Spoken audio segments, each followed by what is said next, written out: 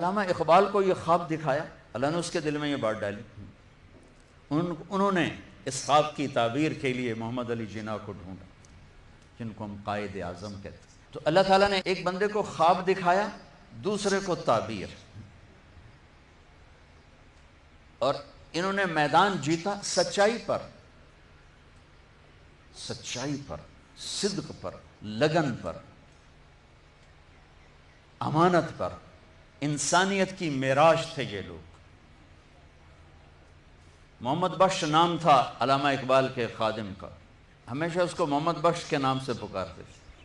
ایک دفعہ نام نے لیا، کسی اور طرح سے پکارا تو وہ کہنے لگا آپ نے اب مجھے نام سے کیوں نہیں پکارا؟ کہا میں نے اللہ کے نبی کا نام کبھی بغیر وضو کے نہیں لیا، آج میرا وضو نہیں تھا اس لیے میں نے تمہیں تمہارے نام سے نہیں پکارا۔ اللہ اللہ اللہ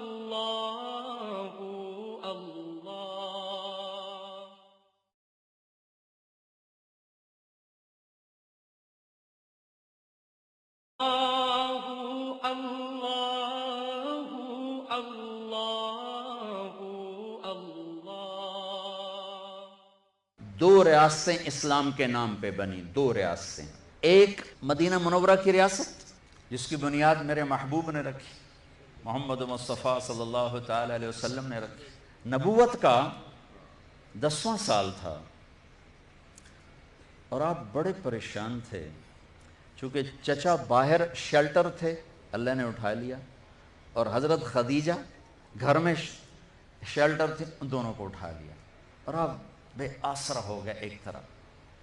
اور آپ کو اس سے پہلے زبانی تکلیف تو پہنچائی جاتی تھی، جسمانی نہیں، لیکن چچا کا آسرا اٹھ جانے کے بعد پتھر بھی پڑے، ماریں بھی پڑیں، گھسیٹا بھی گیا، گلے میں چادر ڈال کے مروڑا بھی گیا، اوجھڑیاں ڈالی گئیں، تو آپ کے منہ سے نکلتا چچا تیرے جانے کی کمی کتنی جلدی محسوس ہونے لگی۔ بے بسی سے آپ فرماتے چچا تیرے جانے کی کمی کتنی جلدی محسوس ہونے لگی۔ تو نبوت کا 11واں سال تھا، تو پھر آپ نے کیا کیا؟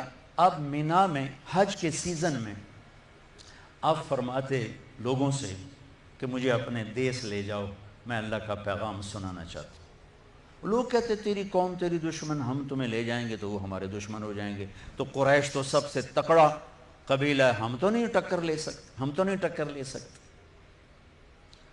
تو یہ نبوت کا 11واں سال تھا اور آپ رات کو مینا کی وادی میں گشت کر رہے تھے کہ آپ کو ایک جگہ چند نوجوان ملے۔ آپ نے کہا کون لوگ ہو؟ کہا ہم یثرب کے ہیں۔ کہا میری بات سنو گے؟ کہا تم کون ہو؟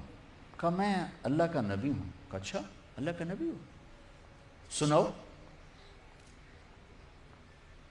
یہ تھے ابو الحسن بن تیہان، عبداللہ بن رواحہ، عبادہ بن صامت، سعد بن الربیع، اسد بن زرارہ اور نعمان بن حارثہ۔ یہ 6 نصیب بھاگوں والے مدینے کے لوگ۔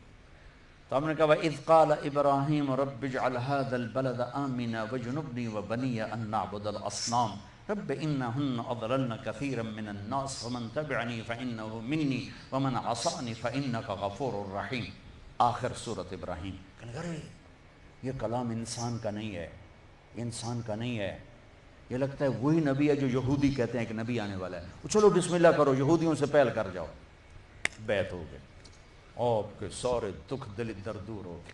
کہا جی ہم اگلے سال آئیں، 12 آئے اگلے سال، نبوت کا 12واں سال۔ میں ذرا شارٹ کٹ میں اب چلا جاتا ہوں۔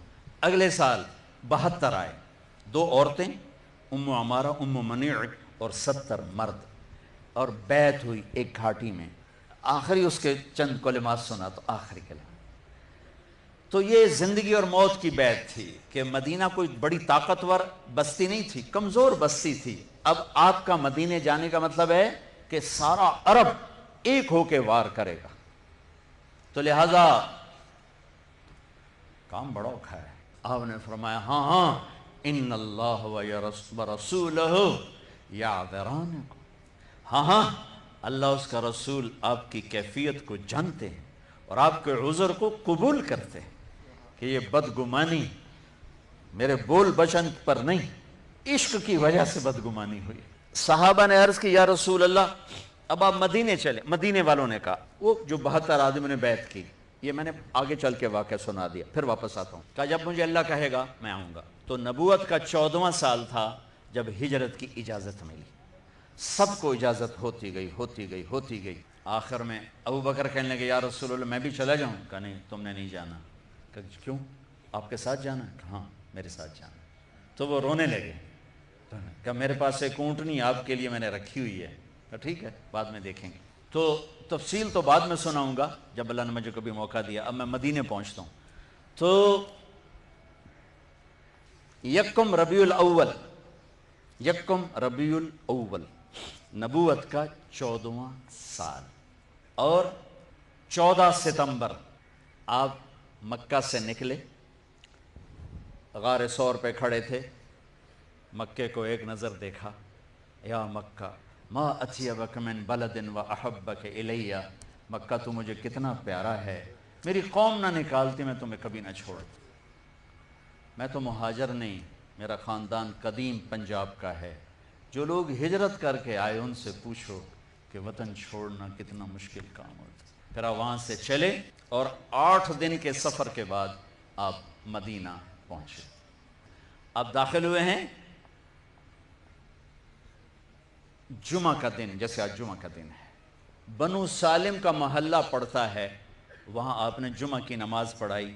اس کے بعد آپ آگے چلے تو ایک چھوٹا سی اونچائی آتی ہے اور اس سے نیچے آگے مدینے کی بستی آتی ہے۔ ہر آنے والے اس گھاٹی سے گزر کر مدینے میں آتے تھے۔ اب وہاں کیا ہو چکا ہے کہ عورتیں چھتوں پہ ہیں، مرد آپ کے ساتھ ہیں، اور بچیاں بچے سامنے میدان میں کھڑے آپ کو دیکھ رہے ہیں کہ ابھی آئے۔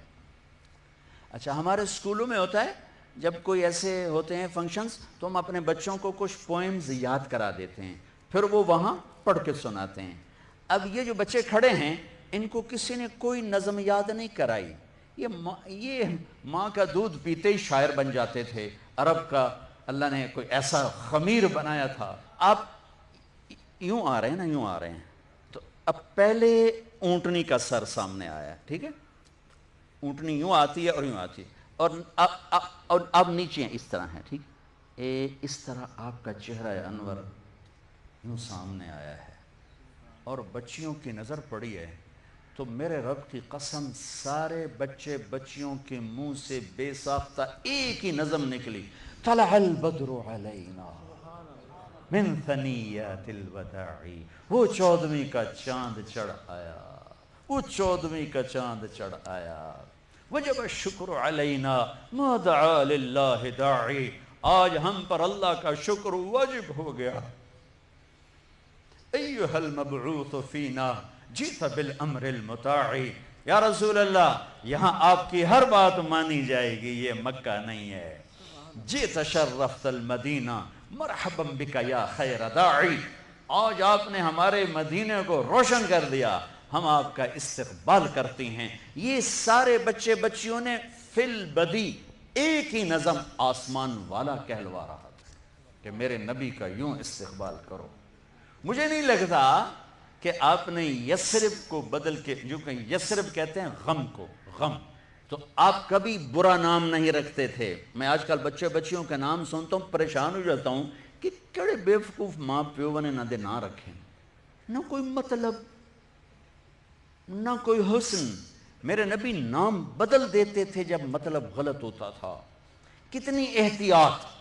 آپ نے کہا بکری کا دودھ نکالنا، بکری کا دودھ، ایک آدمی اٹھا، کھلو بھائی تیرا نام کی ہے؟ جی میرا نام حرب ہے۔ حرب کسے کہیں؟ لڑائی۔ کہا میاں تو بہ جا۔ دوسرا اٹھا، او میاں تیرا نام کی ہے؟ کہا جی میرا نام مرہ، مرہ کہتے ہیں کڑوے کو۔ کہا بابا تو بھی بہ جا۔